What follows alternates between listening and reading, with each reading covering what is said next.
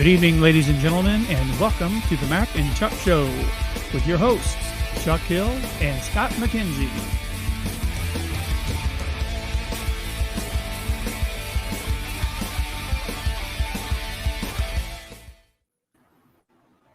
We almost missed that one. That wasn't very enthusiastic. Mine was better. Yours was better. It was better. I'll give you that. Oh, thank you. I'll give you that. So is my head too big? That's what she said. Hey! Good Welcome to evening, the show, everybody. Welcome to the Schno. Look The at big the show. show. The show. What you got? Well, it's been a pretty good week. How about yourself? Anything good going on? Hey, the kids so far all have straight A's. All three of them. Nice. Week 1. That's awesome. All three That's straight week A's. 2. Week 2. Week 2. Is it week 2? Edwardsville started on the 11th. Oh, gotcha. All right. Gotcha. Hey, I'll take the small victories right now. Hey, you know what? One day at a time, right? That's kind One of week at a time. Yes. So I had to call their mom and let them know, hey, this kid's got this tomorrow. This kid's got a quiz tomorrow. This other one's got a quiz tomorrow. Both over math. So I'm like, Okay. Well, my middle one kind of had a panic attack because she doesn't get the math. So she's kind of, I said, okay, you've got all weekend. Goose Fraba. And look at it Sunday and see what you got. math used to always give me anxiety. I am no good at math. See, I can math. And she also has civics first hour. So, and she's like, I'm like, what's got 2 thumbs and can pass the class for you? This guy. Sweet. Yeah, not here. So besides the kids, You didn't have a lot of here, did you? No, I really didn't. Especially that last year. It was mostly those as opposed to here. I could say the same. It's kind of one of those senior year, second semester. It's like, I want to mail it in. Right. And mail it in, I did. Now it's quite literally phone it in or web it in, You said web. however you want to look at it. So anyway, how was your week? My week was pretty good. Had a nice productive week at work, which was nice, and productive throughout the week, which, that's always good. Are you making that cash? I'm making better cash than I was before, which is nice. That paycheck is nice, and health insurance doesn't kick in until October, but that's okay. I'm making it. Are you really that far? October? Yeah. Yeah, it's 90 days, so I'm about halfway there. Yeah, but are you good with what you need? Oh yeah. Okay. Yeah. I may not like the doctors that I go see, but here's the thing: they at least they don't necessarily want to see me. Well, yeah, I mean they'll call my meds in. I don't want to see your ugly mother here. They really don't. If you don't have insurance, it's almost impossible to get it is. It really to get an appointment. And even when I was paying cash a few years back, they kind of didn't want to, they would give you the cash price, but they didn't necessarily want to make the appointment or call you back or anything. So I am honestly looking for a new doctor because, I don't think that that's right. But I think that they all kind of work that way now, so. Pretty much they work for the, what they call the capitation, or what it used to be called capitation, which is they work for the payment that they get for the insurance company. Essentially. Yeah, pretty much. Shalom, Shelby. Nice to have you on. Am I missing the comments? I don't see it. Oh, there she is. Shalom. Yeah. No, she's there. Is she Jewish? She just likes to say shalom. Shalom lachem. Yeah. She definitely wasn't raised Jewish. Not that there's anything wrong with that. Isn't that like the prerequisite for everything you say that offends people? Not that there's anything wrong with that. That's a Seinfeld reference, which you wouldn't get, I wouldn't get. I actually saw a clip the other day in reference to all the COVID stuff going on, and it was Cosmo Kramer going to an AIDS walk where he declines. Yeah. Who's not wearing the pin? He's like, you have to take the ribbon. I don't want the ribbon. Yeah. I'm good. Yeah, no, that's a great show, and if you haven't seen it, I honestly encourage you to watch it. I saw a pretty funny meme the other day about Friends, saying people saying, you ought to watch Friends, and you watch Friends, and they're like, because some people just don't get it. Oh, is that? Yeah. So yeah, I mean, it's a good show. It was good for its time, also. So anyway, shows that were good for their time. That's true. What do you want to talk about tonight? Anything in particular, or just kind of? I don't know. Your daughter came up with a good topic that we can start off with. Yeah, she did. I thought that childhood stories. I've got a couple. Yeah, why don't you go ahead and start us off? Well, I have a nice little scar right here in the middle of my forehead. Yeah. And if you push on it, it's got to indent my skull. What that was caused from, and this is the disclaimer, if you're offended by language from the 1980s, you may want to look away, mute the program. What it was, what grade was I in, for Christ's sake? 5th grade. I got to think for a minute. 5th grade, playing a game called, you're familiar with this, Chuck, Smear the Queer. See, he's familiar. We're playing that. We're playing on the, and we're gone. Playing that on the field at the former St. Margaret Mary, which is now Holy Family. And when the ball went up in the air, everybody's supposed to scatter, and whoever catches it obviously gets smeared. Right. Hence the name of the game. Yeah. So they threw it up in the air. I turn around. I smack a light pole that's embedded in one of those concrete pillars. Yeah. Right here. Boom. Out. Next thing I know, I'm waking up and being walked into the nurse's office and blood dripping from my forehead. And I'm saying, it's okay. This has happened before. Which it has, because my sister, who to this day denies it, grabbed me in a headlock when we were fighting in the bathroom when we were younger, slipped on the rug and directed my head into the toilet seat. And I got another scar over here from 3 stitches. This one was 6. Nice. She said, I slipped. I said, yes, with your help, on the rug. So there was that. And then there was the time in, let's see, she was a little bit 3rd grade, maybe 2nd or 3rd, one of the two. Again, St. Margaret Mary. When we were in Catholic school, we had morning mass all the time, so we'd have to sit in morning mass until it was over. Then we'd go to school. So coming back from communion, what do? I bang my elbow on the corner of the pew, and I remember my mom always said, if you ever hit yourself and you kind of, always put your head between your legs, it makes the blood rush to your head so you won't pass out. Well, about halfway there, I'm like, and pass out.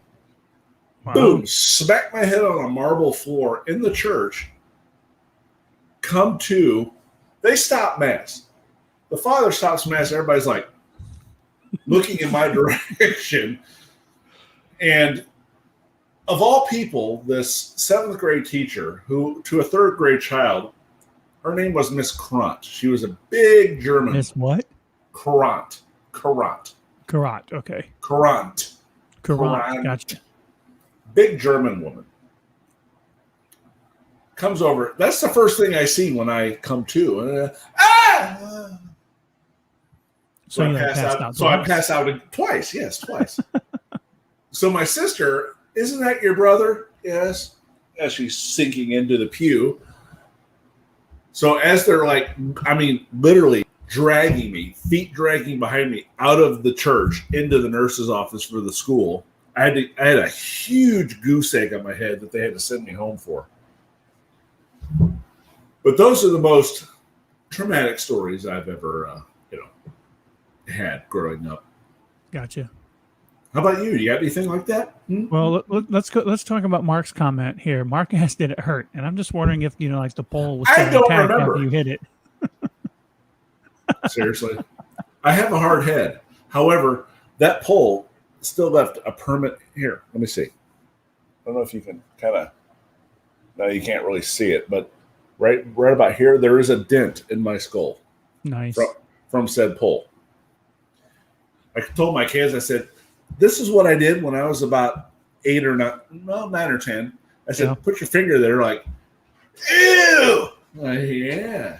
So you were kind of a party favor. I was something people talked about at parties. You had a trick. People would say, "Hey, I Mark, am not a trick." Mark seems to think it's actually probably from your Cubs hat. I think that good call, Mark. Yeah. Carry on, sir. Good Carry on. Is he your wayward son? Seriously. So anyway, Mark brings up a good point. Whenever I was in first grade, I actually went to school with Mark in first grade at St. Mary's in Madison. Him and I talked about this a few weeks ago. Now, is this different from St. Margaret Mary? Yes. The same one. Okay. St. Mary's was in Madison, where I initially grew up. And we went there. I went there. My grandparents lived literally, the best way to describe this, Mark would know what I'm talking about. You walk down the parking lot towards the church, down the alley. Yeah. Right by the rectory, and they were literally the third house there. So I walked home every day from school for lunch. Peanut butter and jelly. Chef Boyardee. Walked back to school. Didn't think anything. You know, it's really weird. At that time, did you, number one, what kids would be able to walk home from school to go to lunch at a parent's house, their house, grandparents' house, what have you? And what you know, and kids nowadays, would they really come back? I mean, that's the question. You know, kids our age never really thought about it. You had to go back to school, you went. Right. But that's stuff that I remember as a kid that really sticks out. You know, going to grandma's house for peanut butter and jelly during lunch, smacking my head on a light pole. You know. So what you're saying is it was peanut butter jelly time. Don't, for the love of God and everything that is sacred, please don't. Come on, man. You're throwing some softballs here. Don't. Yes, but you can swing and miss every now and then, which I wish you would right now. No. Yeah. At least I didn't sing it. I just, kind of, mentioned it. So well, no, you can sing it, but not dance. I don't want to see you do it. So I would say, as a kid, there were a couple of traumatic experiences that were there. I would say one that just kind of stands out a little bit, and believe it or not, I actually remember this. Not like too much, but I remember the situation. So I want to say it was maybe 4, possibly 5. I'm not real sure. We lived in Crossett, Arkansas, and we lived next to Arkansas. I did twice, actually. Possibly no, actually 3 times. We lived in Crossett, Pine Bluff, and Blytheville. Oh, I went to Blytheville once. My grandfather called it a Blythe. Yeah, because there's nothing there. John says he wants to see me dance and do the truffle shuffle. Yeah, John, I don't necessarily think that's going to happen, bud. Hey, John. No. So I remember we're playing like baseball or softball or something like that, and I was out there for some reason. I don't know why. I was with all these other kids, whatever, and I was considerably younger. But I remember wanting to play with them or something like that, and then I remember like standing next to one of the kids who was batting, right? Now they were kind of an odd family anyway, right? And one of the kids, I think you and I growing up can name a couple of those in the town we grew up in. There's probably one comes to mind. I think I might text it to you and see if you agree. Yeah. Excuse me. Well, keep talking. Oh no, please. So anyway, so I'm sitting there and the kid swings his bat, and I'm pretty sure that was a wooden bat. Comes around and like does a complete follow through and just smashes me in the jaw, like with this bat. And I remember dropping like a rock, and my mom was like super I can tell you. My mom. Down goes Chuck. Down goes Chuck. Yeah, and I don't think I like went to the hospital, had any like permanent damage or anything from it. But that was probably one of the more traumatic experiences that I had in particular. I mean, growing up, there were, you mentioned sibling rivalry with your sister. I think we all have that. I mean, was it rivalry? Was it just a beatdown? I mean, let's call it what it is. Yeah, sometimes it was a beatdown. Mm-hmm. But yeah, my brother and I, we'd get into fist fights, and there were times that. Yes, I do remember a few of those. So let's go to Thomas's comment here. Thomas Jackson makes a comment here. Says, hi guys, I really enjoyed attending the last Mayor's listening series. It's very informative. Our future looking bright under Mayor Parkinson. I want to say hi to you guys, but you look very busy getting ready to start the live stream. Great job by all to make it happen. Thomas, we appreciate that. Not only appreciate you coming to see the Mayor's live stream, but we also appreciate you following us on the show tonight. And thank you for that. And so taking the time out to join us on a Sunday. Yeah. Came back at me.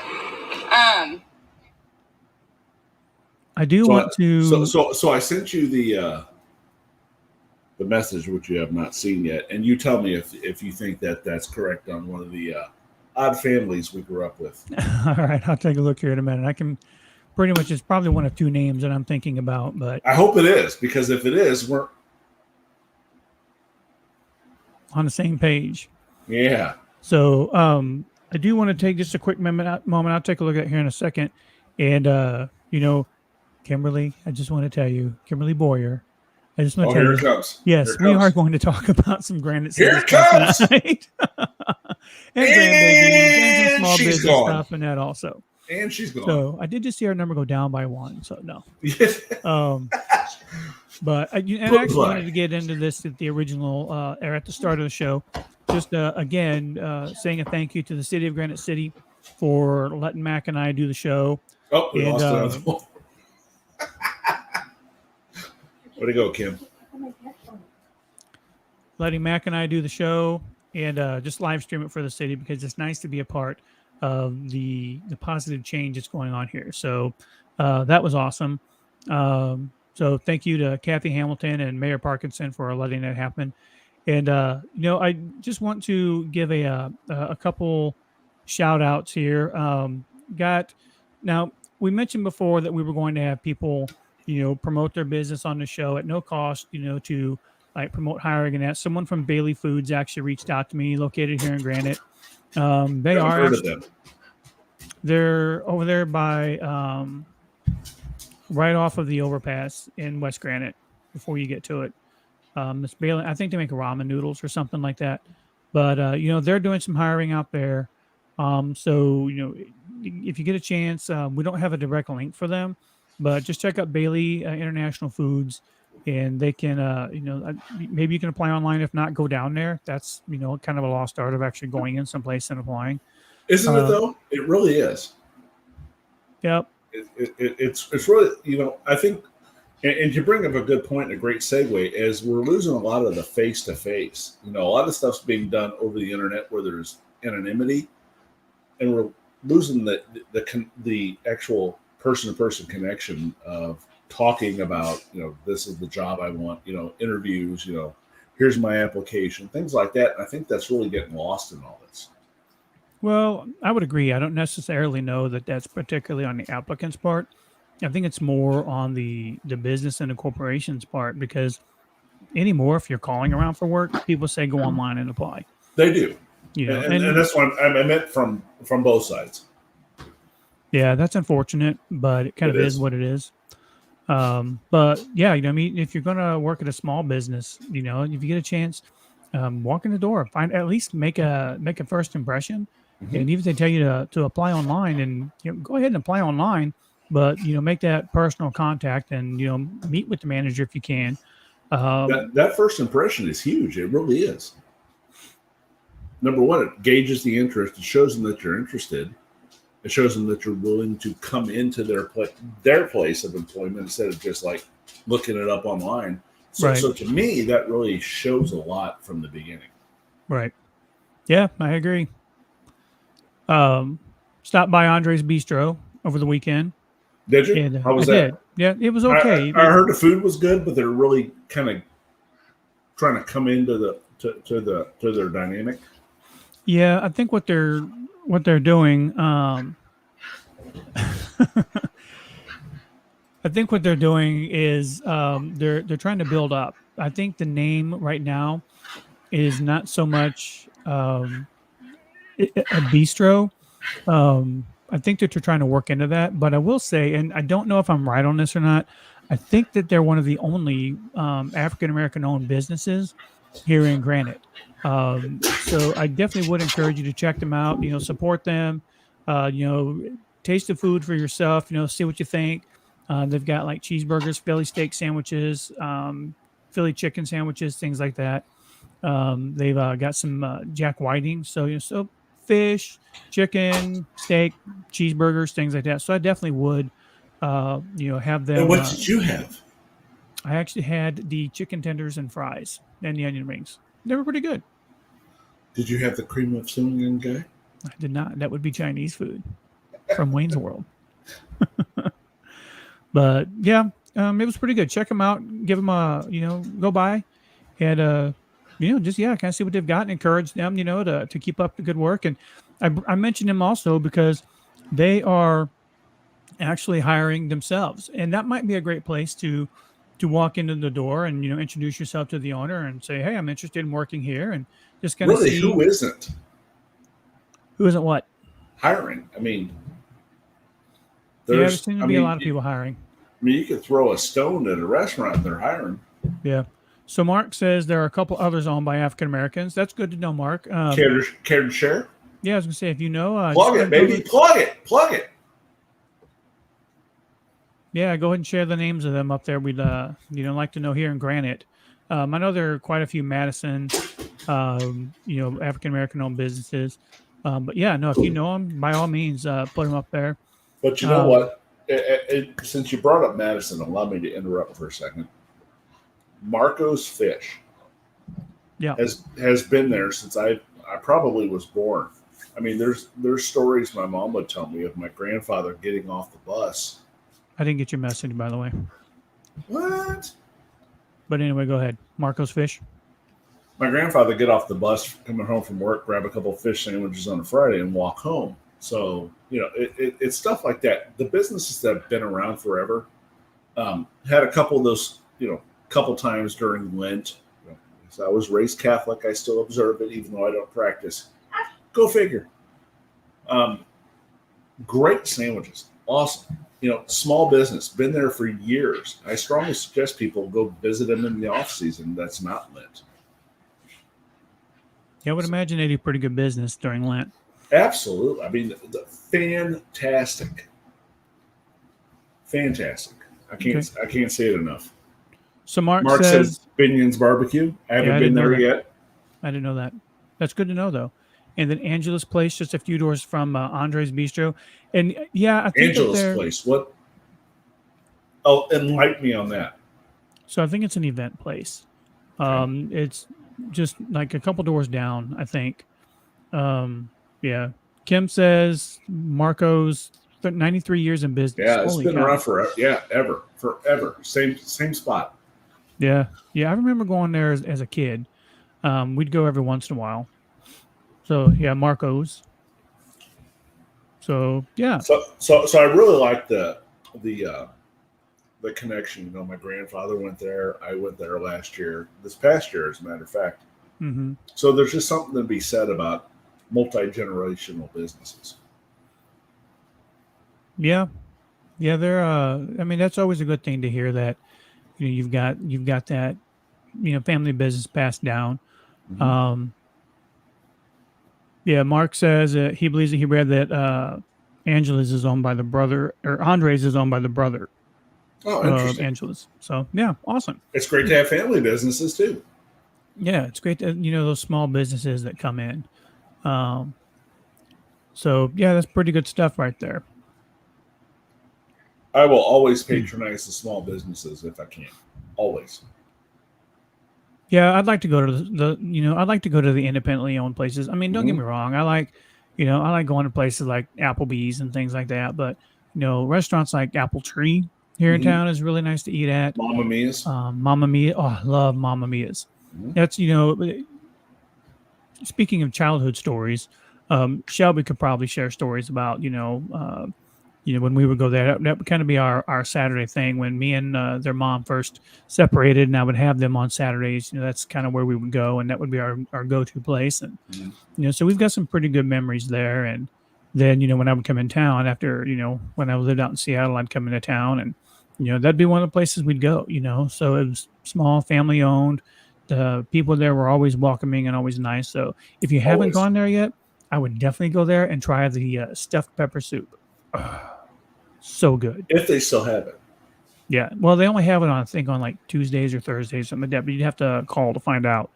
Are you okay over there? You need a moment? Oh man, it's good stuff. It's good stuff. Hands are right here. Yeah, it's good stuff. It's pretty good. Saw Free Guy over the weekend. It's kind of nice to go see a movie that's only in theaters, and that Did you get to? I see you got to hang out with someone we haven't been able to hang out with in a while. I did. I got to hang out with Mr. and Mrs. Boyer, which was kind of nice to do, and it was actually. I miss you guys. Well, we're not that far away.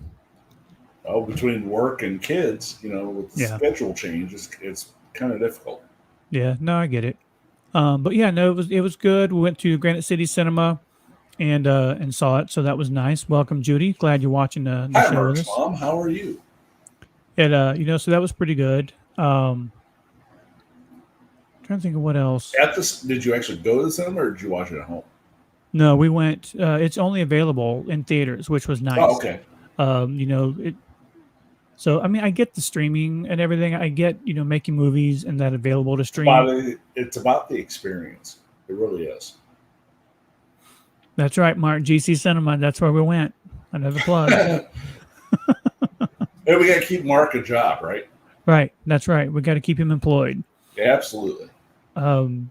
So yeah, I mean, it was good. Ryan Reynolds was in it. I really enjoy his movies anyway. But he was in it. It was really good. It was still an action movie, but it was really refreshing to watch. It was nice to be in a theater again for me. I haven't been in a theater in a little while. So yeah, that was nice. Some popcorn and some soda. So yeah, had a pretty good time seeing that. It's a good movie when Kim says it's a good movie. It is. And apparently they've seen some stinkers here lately. They have. And you and I have had the privilege of seeing that. Yeah. So what are you looking forward to? What do you think the movie outlook is going to be? There's two movies that I'm looking forward to. What's First that? one is James Bond. Second one is Top Gun. I'm looking forward to seeing both of those, and I hope they don't move them back anymore than they already have been. Yeah, I'm looking forward to the Top Gun movie. James Bond, those are movies I typically watch at home. If I watch them now, is Daniel Craig still playing Bond? Oh, this is his last one. Okay. All right. I heard rumor of Idris Elba maybe picking up the Bond moniker. I don't know if it's confirmed yet, to be honest. Yeah. But this is a movie where my dad and my sister usually go to every year when it comes out, and I'm hoping we're able to do it again this year. Okay. All right. Kim says I forced her to go to GC Cinema. Jim still fell asleep even without the recliners.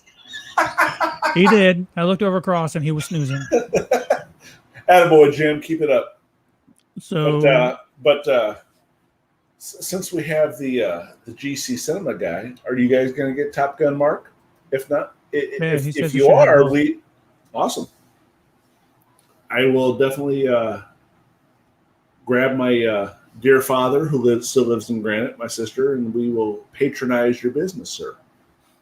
Yeah.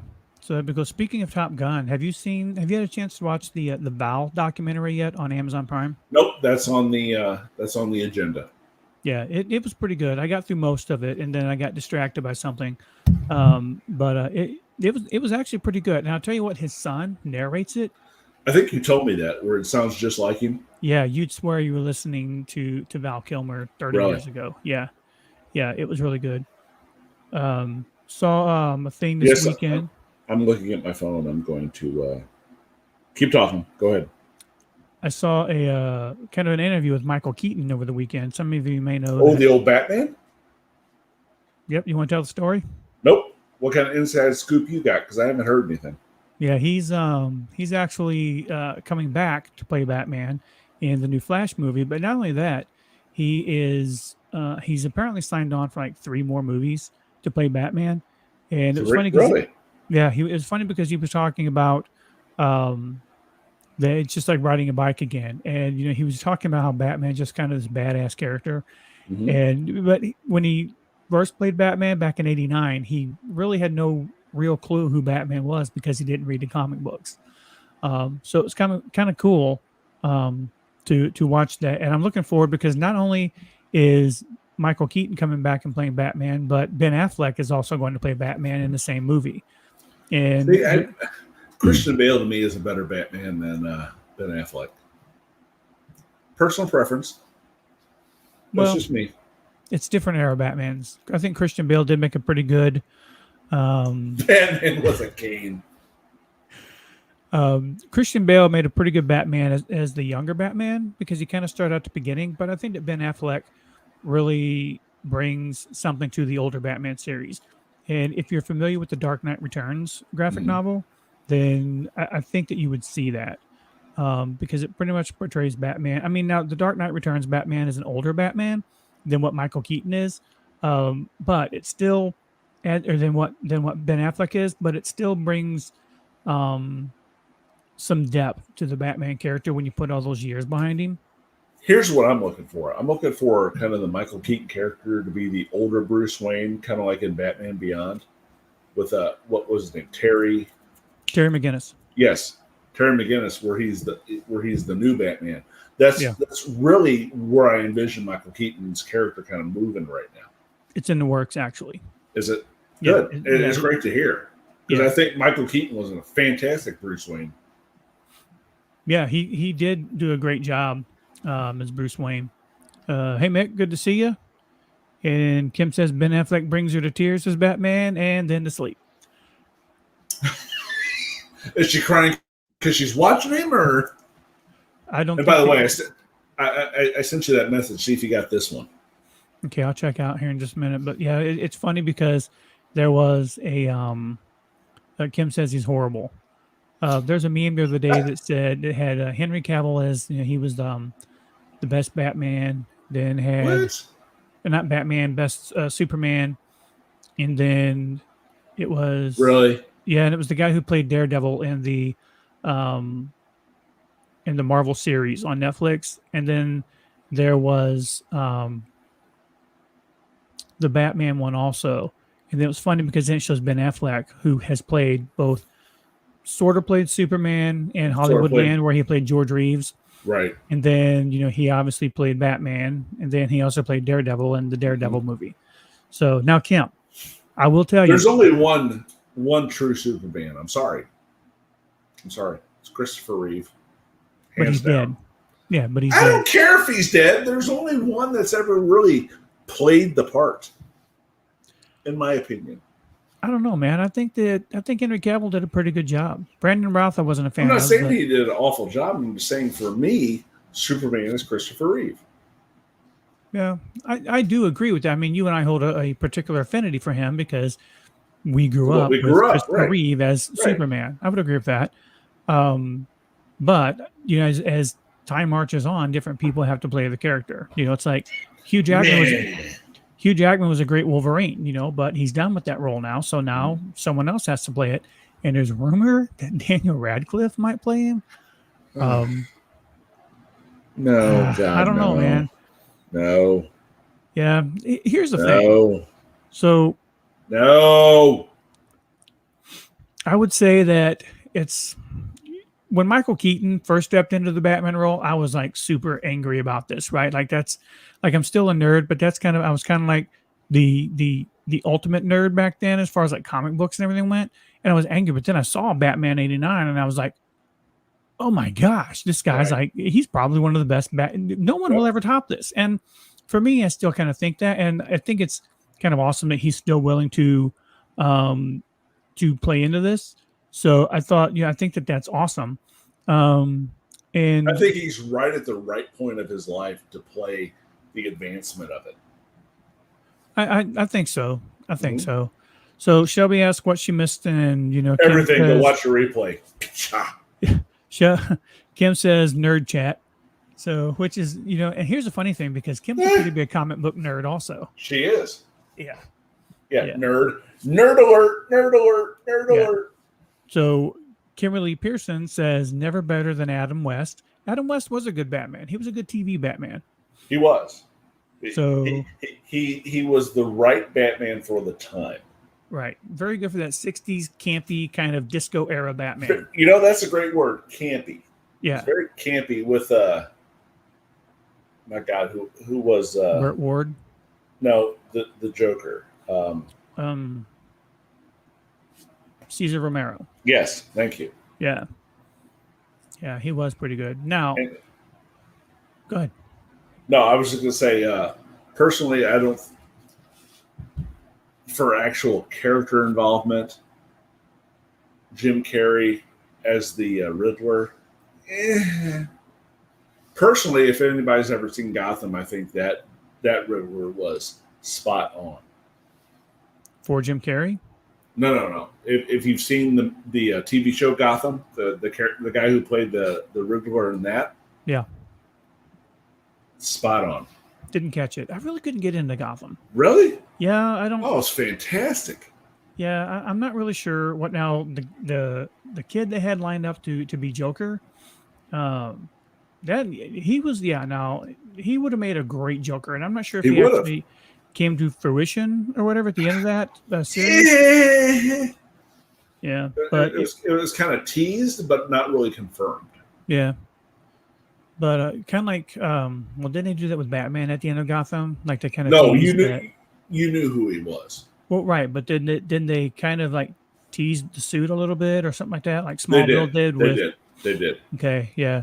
Now, I will say, Shelby, I agree with you. As far as the Riddler goes, Jim Carrey, not as far as the Riddler goes. Yeah, I thought it was way over the top. Of course, Joel Schumacher's Batman series, I thought were stupid anyway. Thank you, Kim. Thank you. I thought he was fantastic. She got tired of the voices. John says Robin Williams was originally supposed to play the Riddler in Batman Forever. And I think he probably would have good. I think he could have pulled that off. I really do. Yeah. Now I'm kind of excited about this new kid in the Robert Pattinson Batman series, Paul Dano. Now, if you know who Paul Dano is, he always plays kind of creepy, really kind of like Paul Dano, Dano. He plays some really weird characters. But yeah, he's the new Riddler, and Colin Farrell is the new Penguin. But I'm looking forward to the new Robert Pattinson Batman, just to kind of see what they do with it. So Kim says she never saw the Batman with Jim Carrey. I just really felt that the Joel Schumacher Batman was Batman Forever and Batman and Robin. They just he pretty much ruined that franchise. Well, he didn't ruin the franchise. He just really separated it from what it was. He kind of took his vision and went over here, where everything else kind of went here. Yeah, maybe. I mean, the Tim Burton one. See, I've always considered the Dark Knight or Batman being kind of like Batman is insane. I mean, if you're a fan of the comic books at all, particularly of the early 90s. Not insane. He's just really disturbed. No, he's insane. Excuse me. He's freaking nuts. I mean, yeah, Batman is absolutely insane. Especially after the second Robin died, when Joker sort of killed the second Robin. That would kind of like anybody. Yeah, John says Jeffrey Dean Morgan as the Batman instead of Michael Keaton. This Flash movie is based off the Flashpoint miniseries where Thomas Wayne is Batman.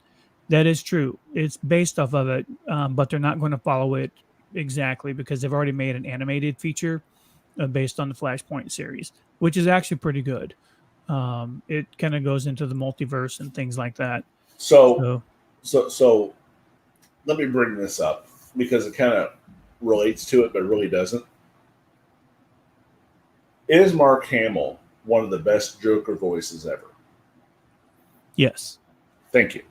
Yes, I would agree with that. Mark Hamill definitely found his footing after Luke Skywalker. Oh my gosh, it's fantastic. Yeah, I would agree with that. 100%. And that name that you sent me, that was exactly one of the names I was thinking of. So, yeah. I'm glad to see we're on the same wavelength. Yeah, matter of fact, that's the first name that came to mind. I was thinking, well, maybe he's thinking someone different. That's gonna be a no for me, dog. Yeah, but John, I think that Jeffrey Dean Morgan. I don't know who that is. Have you? He's in The Walking Dead. He's done a couple different ones. Have you seen Watchmen? I'm trying to think of what else he's been in. He's been in a couple different movies. He's been in a couple rom-coms also, I think. Did you just say rom-coms? Yeah, romantic comedies. Dude, you're a man close to my age. There's no way you've gotten away from the term rom-com or romantic comedy. No, I've not gotten away from it. I just wasn't really expecting it to come out of your mouth. Yeah, well, that's what they're called in the business anyway. In the biz? In the biz. I think actually they're called that in like everyday vernacular also. I know who this guy is. Yeah. Negan, is that his name in Walking Dead? Someone help me out with that. I think his name is Negan or something. I've never seen one episode of The Walking Dead or any parlay thereof. Yeah, it's pretty good. So Kim says she would butter Jeffrey Dean Morgan's toast any day. All right, then. Does it have to be in his hand or somewhere else? Asking for a friend. I'm thinking she may be thinking toasted baguette, but I'm not quite sure. We don't toast baguettes here. That's just my just my initial thought. You take your baguette and go somewhere else. Yeah. So Negan, John says, and Kim says Negan. I got to give credit. I've never seen it, so I don't know who this person is. Yeah, he actually came in the later series or later part of the series, I think, which I thought it was okay. I mean, it's another comic book based movie, but he came in later in the series, I believe, and I just lost interest in it after a while. I've never been a big zombie fan. I don't get it, but that's so. Yeah, that's what that was in. And it's interesting because there are a lot of people who think comic books, they think kids, right? I don't know if you read any comics since the 90s or whatever, but they have definitely got away from. They are very, very adult themed. Very. Yeah, I mean, both in sexuality and in Kim says this is the second. So, but Kim says that your second wife is a zombie. And we're done. But no, I mean, I thought Kim had another name for her. She does, but we are on a public broadcast, so there's really no need to get into all that. I'm just saying, I've never heard her refer to her as a zombie before. Yeah, Mark says, "Have a great one, guys. Thank you for the shameless plugs." Mark, you are absolutely welcome, my friend. Shameless plugs all night long. Yeah. So, comics have definitely gotten away from being geared towards kids. It's more towards young adults and adults. But I've often wondered why that is. Is it because the people that are writing now are our age and they're kind of advancing themselves and kind of grooming it to that audience instead of the younger kids who really, in my opinion, don't seem too interested in that? I think it's just a matter of the people who are buying them are getting older and they're looking for more content to read. Right, and that's what I mean. Yeah, I really think that has a lot to do with it. And we're the people with, quote unquote, the money. There's stuff like for kids to do and things like that. And there are still some comic books that are geared towards children or something like that, within the DC and the Marvel realm. And there are other comic companies out there as well, as opposed to just, those two companies. I'm not sure if Image Comics is still around or not. But they actually came on big into the scene in the 90s. That's actually where a lot of like the X-Force characters came from. Oh, okay. Cable, things like that. Deadpool, Gotcha. I think, was originally an Image Comics character. Interesting. And I think that Marvel may have bought Image, or something happened there where Marvel took control of a lot of those characters. I don't know, but then there was like Dark Horse Comics. And then now that one I've heard of. Yeah, just a lot of smaller comics companies and independent comics companies that really did really great writing. I'm not sure who put it out, but there was one called Ms. Tree. She was the detective, and they were actually really good. Not geared towards kids, and it was a black and white comic. Sure. But it was really good. I'll have to check that out. Mystery, as spelled like MSTERY. Well, MS period TREE. TRE. Mystery. Okay. Yeah, kind of like a little play on words. So Gotcha. it was really good. Something else that a lot of people don't understand is everyone loves the Teenage Mutant Ninja Turtles, right? Mhm. You know, I mean, we had we had cartoons, animated series, and movies based off these. This was not in any way, shape, or form a kid's comic book. That could have been You- derived from that. yeah, I mean, I'm not. I mean, it had to have been a money grab. It worked, you know, but originally it was not a. It was a black and white comic, Mhm. um, and it was not one that was meant for children or anything like that. But then then again, those children grew up and are now adults who buy comic books, and it's interesting because people look at comic books and graphic novels as juvenile or something, but some of those really have really deep and heavy stories intertwined in them, which is Mhm. why some of them make really good movies. So, Right. did you have No, a? that's a great point. And I'm looking this up as you're talking. Yeah, no, I mean So it's really good continue. stuff. Yeah, it's really good reading. The anime, some of the anime is kid, or some of the anime is kid based, but there's a lot of anime that is actually written for adults and written in an adult A lot. tone. A lot. Yeah, yeah. So, But um, I often wonder if they kind of dub that down for kids. Because my daughter uh, is like an anime freak and she like watches all the stuff and I'm like, yeah, what are you watching? yeah. I don't know if they dumb it down for kids. I Not think. not dumb it, but kind of like dub it down. What do you mean when Dub you it say and want like change the language of what it should be as opposed to maybe cutting a couple for the frames from American it. versions? Right. Maybe. I mean, it could be some kind of. Um, yeah, I mean, it could be some kind of. Well, if you remember growing up, you and I'm sure you watched Battle of the Planets.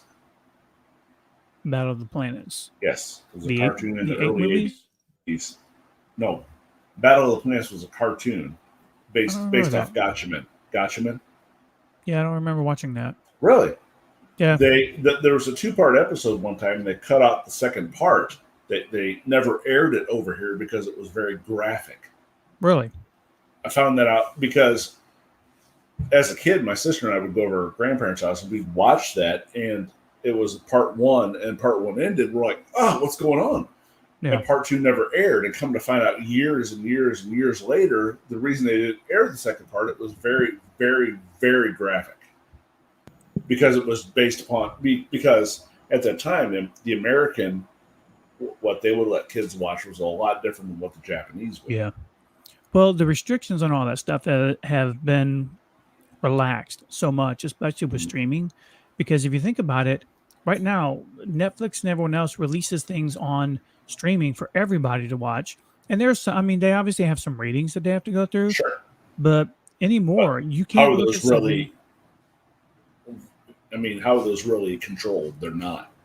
Yeah, I'm not sure how the TV stuff is. I mean, I think the MPAA still does things for movies and that, They do. but yeah, I don't know. I'm sure there's a similar um, There group is. or There's, organization for TV. when I watch TV, it's, TV PG or TV MA or TV 14, I think it is. Right. But, as far as a control aspect of it, there really isn't one anymore outside of the parents or what they're Yeah. allowing their kids to watch. That's it. The parents, Right. and there are a lot of parents out there that really don't monitor what their kids watch, Not at all.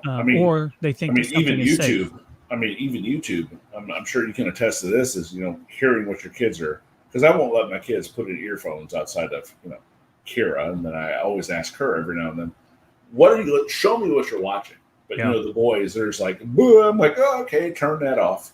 Yeah. It's just, I mean, and when you're looking at YouTube is especially terrible about this.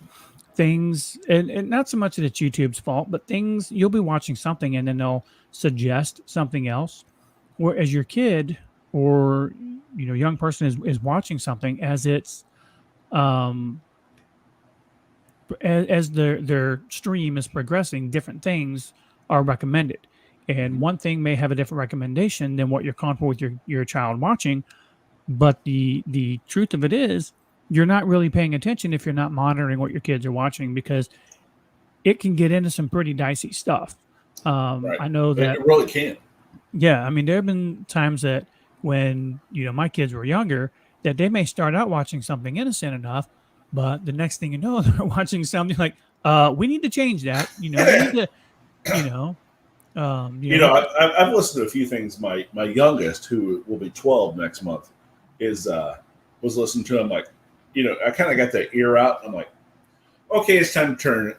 Okay, and he'll turn it. I'm like, at what point do kids kind of like try to sneak, or do they know, hey, Dad's not going to let me listen to this, I shouldn't listen to this? No, they're always going to sneak. Yeah, absolutely. Kids. Sorry, I got a bug in my face. No, you're fine. Kids are always pushing the boundary from the age of 3. From the age of birth? Well, I mean, no, I know what you're saying. You got to give them a little bit of a break. I don't think that my granddaughter, who's a month old, is pushing boundaries right now. Well, hey, ask your daughter, is she pushing boundaries? Yes, I may let this child scream until her head pops off. Right. I can promise you that doesn't happen in the Fuca household. But, my other granddaughter, who's almost 4, she is pushing boundaries. She is trying to see kind of, what she can do, what she can, quote unquote, get away with. And that's not. How many times can I make Mommy's head pop off her shoulders? Yeah. Or how many times can I say no, before I'm putting time out, or, how many times can I, drop something or run around the house or something like that, screaming at the top of my lungs before Mommy and Daddy say, you need to stop that. Mark that off your list, Kim. Mark that off your list. So that's great. Yeah. I would say from the age of about 3 on, kids start pushing boundaries, and man, when they get to be teenagers, it just really goes into overdrive. It does. But as a parent of almost 3 teenagers, I can tell you they push, but if you establish that base from the beginning, it's not as bad as it could be. Right. Everything my kids do, they are not bad at all. And I thank God that they're not. Yeah. I mean, based upon what other people have to deal with their kids. They could have been us as kids. But we weren't that bad either, to be honest. We were kids. I mean, we didn't do this and do that and get in trouble all the time. We had our moment, sure. Yeah, for sure. So we had a couple nights that were kind of out there, and so yeah. But no, I think that I think that you're right. You have to lay down some ground rules, and I think it's really important also when you're talking about raising kids and children, that it's important not just to say you can't do that. I believe personally, and there are people who disagree with me on this, but to raise your kids properly, you have to give them the why. You can say all you want. Don't do this. That is a great point. That is a great point. And I've told them that all the time. Yeah. Here's why you can't do it. And here's why. You can't stop that you can't do it. Because they're like, why? Yeah. You have to give them the why as soon as you say it. I don't want you to do this, and here's why. And I really try to practice that, which I'm sure you did as well. Sure. To this day, when I talk to my kids, I don't want you to do this, and here's why I don't want you to do that. Yeah. I may base it upon a reasoning or my own personal experience, but I always tell them, I don't want you to do that, and here's why. Right. And I think that's huge, and I'm glad you brought up that point. Well, it's when we were growing up, we were told, no, why? Because I said so. Well, right. When you're 16, 17 years old, yeah, it's like, who cares what you said? Right. It's like, don't, explain to me why, because it's going to hurt me physically, spiritually, or emotionally, or financially. Why is this going to hurt me? Yeah. Why is this going to hurt me? Why can I not have fun? Why can I do what I want to do? And I think parents in our time got away from the discussion point. They really want to have the discussion because they might have been uncomfortable. Right. But at this point in I can't speak for you, but for me, it's become, forget the uncomfortability. I want them to have all the knowledge, all the decision-making skills that they can have to make the right decision. Right. Are they always going to be right? No. but they're going to have the information and they may learn from that. Okay, Dad told me not to do this. I did this. Why did he tell me not to do this? Oh, Yeah. here's why. And see, I that think that's enables, huge. I agree, that encourages critical thinking. And I really think that critical thinking needs to start in the home. They talk Absolutely. about critical thinking in school, and they talk about critical thinking in college and that. Man, start teaching critical thinking at home. And the more that, we train our kids, our children, and not just our children, it doesn't stop there. It goes with grandchildren also. And I really don't think it's train as a specta, as what people may think of it as train. You're training them to think a certain way. No, not at all. You're thinking them as they get older, like my kids, we have discussions. You tell me your point of view, I'll tell you mine, and we can discuss it. Right. But in the same token, I'm going to teach them, don't look down on someone for their point of view as opposed if it's different from yours. I think that's huge. And I think that's really what's missing nowadays. Yeah, I think so. I mean, people need to be able to have conversations. Absolutely. Now, there does, when it comes to child rearing, there does have to be a final authority that says no, and you can't do it. And if your child is just either not getting it, not trying to get it, or whatever, or they're just being stubborn, or doesn't want to get it, right? And eventually, you just have to say, okay, I have tried to explain to you on multiple different occasions or multiple reasons why this is unhealthy for you. Now we're stopping the conversation, and I said no. Yeah, right now it's no. If you want to come back and talk about it later on, that's fine, and we can talk about it later on. And here's the thing also. We have to be very careful when addressing these situations to practice what we preach. And that's really a hard thing for a lot of adults. It is. It really is. When you tell them not to do something, don't do it. Mm-hmm. If you tell them not to go out and get drunk, don't go out and get drunk. If you tell them that it's healthy for you not to do this, or it's bad for your body or whatever, then practice that. And I think that's very important. And it's not just drinking. It's, it's with money, it's with the way you drive and everything, Absolutely. It's just when you have a belief and you're going to instill that belief in your child, and you're going to try and teach them a certain way or train them to behave and act in a certain way that's, I use the term socially acceptable very loosely, because sometimes you have to be like, who cares about what society says? Do you? But it's like it has to be. It's a balancing act. It is. It has to be taught that you can't just walk up to someone and punch them in the mouth because you don't like the way they look. You have to keep. No, I'm kidding. No, that is never okay. But if someone has a problem with somebody else, teach them to work through that problem, whatever, and do what is, doesn't infringe upon the right of someone else. Right. No, I get what you're saying. Yeah. So I think that's really important. John says, oh no, does the phrase, can I say something in my defense, ring a bell? Miller, Mac and I actually had this discussion before the show started tonight. So, John, you may log off now. Yes. Bye, Miller. Man. So, yeah, John is referring to a situation that occurred. Was it in our high school days? And on that note, we're going to go ahead and end the show.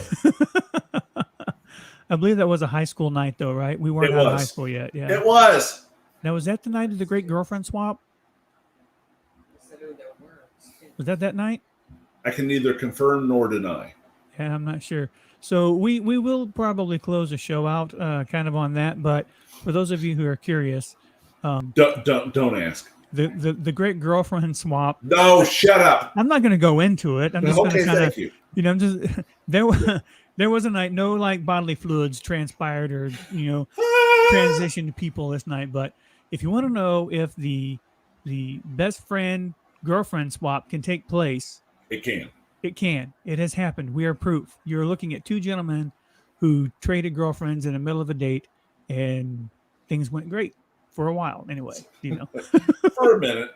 For a minute, yeah. And on that note, I think we're going to call it a night on that one, guys. Thanks for joining us tonight. And thank you, Chuck, for checking all of Kim's checklist for her. Since I didn't do it, you did. It's been my pleasure, Kim. You're very welcome. It's been her pleasure. Yeah, I guess so. So, all right, guys, we're going to let you go on that note, and everyone have a great night. See you next time.